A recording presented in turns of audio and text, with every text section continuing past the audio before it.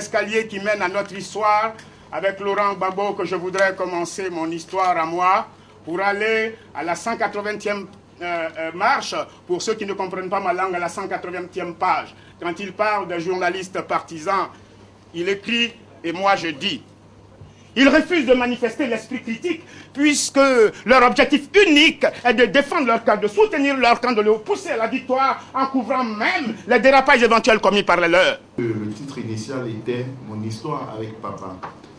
J'avais donné le test à une vingtaine de personnes quand il avait été prêt avant impression, aussi bien en Côte d'Ivoire qu'à l'extérieur du pays. Presque tout le monde m'avait dit que le récit était bon, mais que le titre n'était pas accrocheur. Après les échanges avec l'éditeur et d'autres personnes, nous avons constaté que le personnage le plus haut gradé en service de l'époque de cette histoire était Laurent Gbagbo. Il était président de la République, on parle d'Alassane Ouattara dans le livre, il était opposant ancien Premier ministre, on parle du président Bédié, qui n'était plus président, donc le plus haut gradé en service à l'époque était Laurent Gbagbo. C'est alors que chez certains partisans de l'ex-président, qui estiment que c'est eux seuls qui ont le droit de parler de lui, et pour qui, si quelqu'un ne se revendique pas du FPI, le fait de parler de Laurent Gbagbo consiste pour eux à l'attaquer uniquement ou à utiliser son nom pour s'enrichir. Pour porter un jugement crédible, je pense qu'il faut pouvoir lire le livre. Il y a aussi une réaction chez certains partisans du RHDP qui pensent que Laurent Gbagbo étant désormais loin de nous, il ne me revenait pas à moi, je ne sais pas pour quelle raison, de le maintenir à travers un livre dans notre histoire qui continue sous le président Alassane Ouattara depuis avril 2011.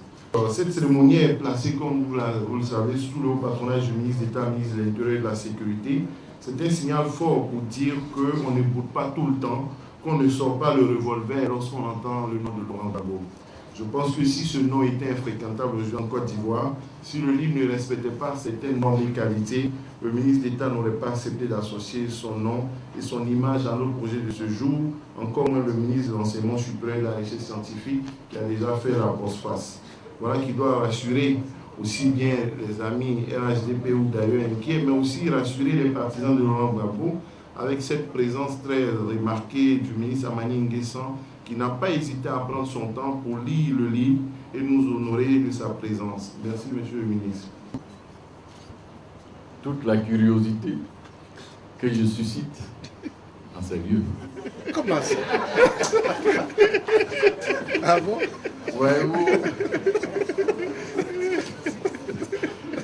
Il n'y a qu'à parler de l'Afrique, journaliste, il a dit lui-même tantôt qu'il aurait passé son temps à insulter Laurent Gbagbo.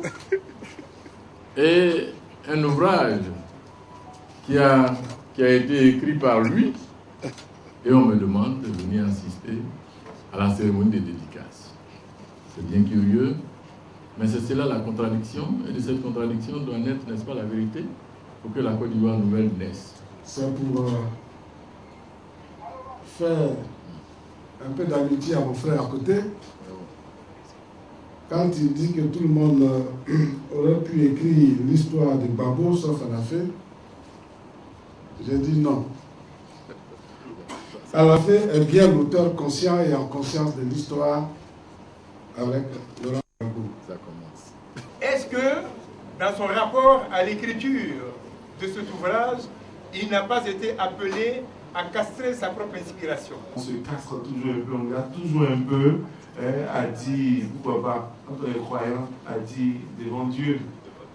Et puisqu'on est devant Dieu, devant les gens, on garde toujours une part, une petite partie pour soi à révéler devant Dieu lors du jugement dernier.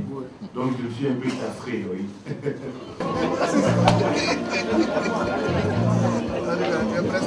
N'oubliez pas qu'il y a...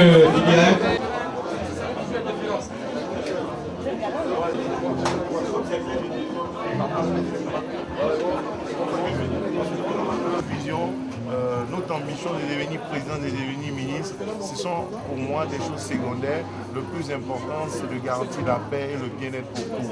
C'est pour cela que nous avons tenu à la présence de cette personnalité pour soutenir ce projet de réconciliation que nous intégrons dans le livre à travers cette mini-caravane que nous comptons initier au niveau des dédicaces pour soutenir la réconciliation nationale.